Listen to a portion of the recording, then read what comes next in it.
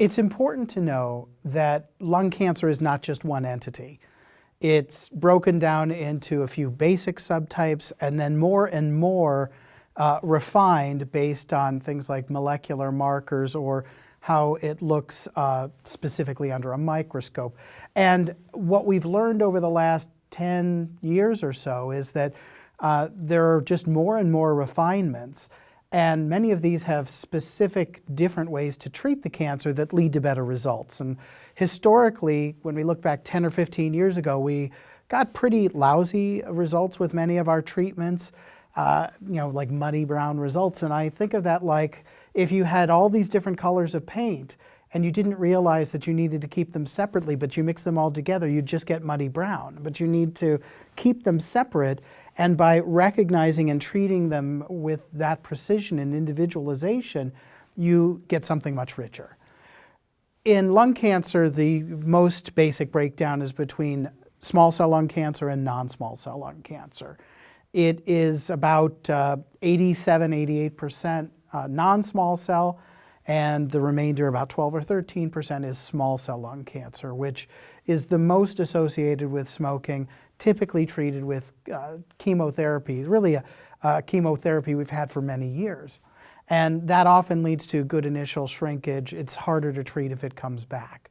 Non-small cell lung cancer is divided then into a few different types. There's adenocarcinoma, which derives from glandular cells, and that's in the periphery of the lungs. And the second most common is called squamous lung cancer, which between those two, squamous is more associated with a more significant smoking history.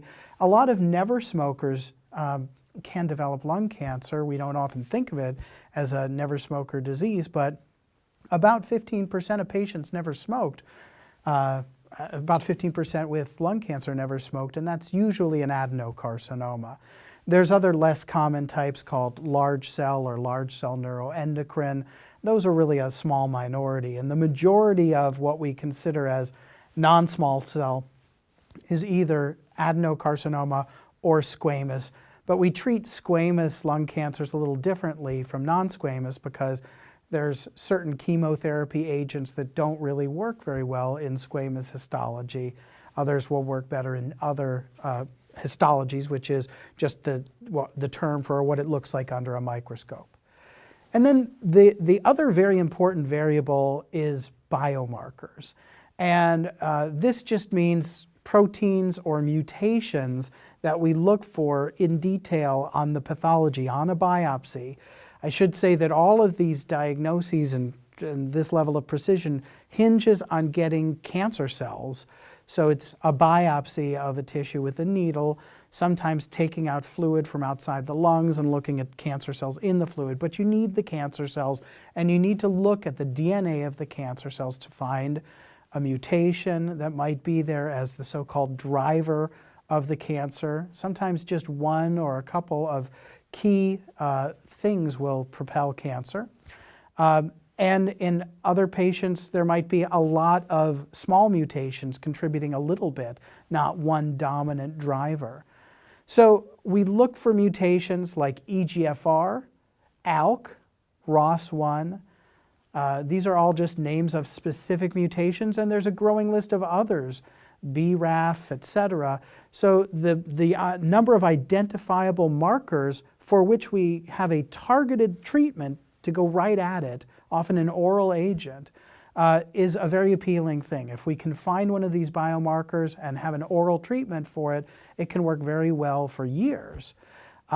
Another important marker is called PD-L1, which is a protein that can be on cancer cells that is important in regulating the immune system and actually puts on a braking mechanism. And so this protein can inhibit the immune system from recognizing and attacking the cancer. And there are immune therapies now available that block that protein and can lead the immune system to better recognize and attack the cancer. So there are now many different ways to approach many different kinds of lung cancer. And that's why it takes often several days or even a few weeks to fully characterize the cancer in the initial workup. It takes time, but it can be the difference between finding the absolute best tool for the job that's most effective with the fewest side effects and just shooting from the hip with something quick. So it's become more complex, but that's all for the benefit of the patient.